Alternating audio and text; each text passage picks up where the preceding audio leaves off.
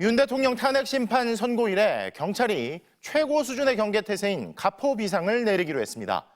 나라의 국무총리를 지냈으면서도 이제는 심지어 폭동까지 선동하고 있는 황교안 전 총리를 비롯해서 헌법재판소 그리고 재판관들을 겨냥하는 극우 세력의 위협이 심각하기 때문인데요.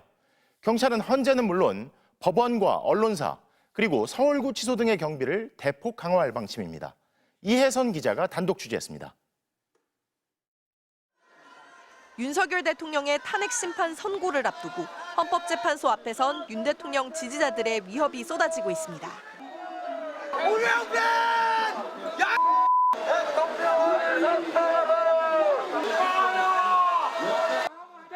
급기야 헌법재판관들을 겁박하면서 노골적으로 폭동을 선동하는 듯한 발언까지 전직 국무총리의 입에서 나왔습니다. 불망에도 불구하고 만약 헌법재판소가 정당성과 절차적 합법성을 모두 상실한 이 탄핵 소추를 인용한다면 걷잡을 수 없는 그런 번져가는 이런 폭동이 일어날 것입니다.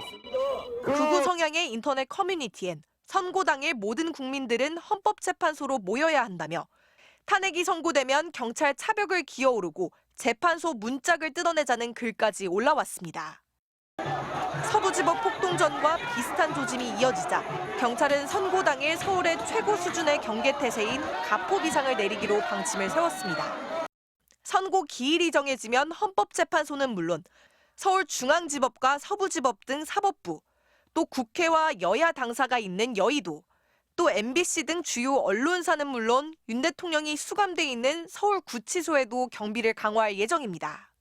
2017년 박근혜 전 대통령 탄핵 선고 당시에도 경찰은 서울에 가포 비상을 발령하고 2만 1,000여 명을 투입했지만 집회 참가자 일부가 경찰 버스를 탈취하는 등 충돌이 벌어져 5명이 숨졌습니다. 경찰은 이에 따라 특히 헌법재판소 주변은 경찰 특공대까지 투입해 접근을 차단하고 현장 지휘관 판단으로 캡사이신 최루액과 3단봉 사용도 적극 고려하기로 했습니다. 주한 중국 대사관 등 외교시설에도 경찰이 추가로 배치됩니다. 윤 대통령 지지자들이 중국 선거 개입설 등 근거 없는 주장을 퍼뜨리며 중국 혐오를 조장하고 일부는 실제 대사관 난입까지 시도했기 때문입니다. 경기도 등 각 지방에도 시위 예상 지역에 대한 대비 계획을 마련하고 인력 차출과 지원 방안을 세우라는 지침이 전달됐습니다.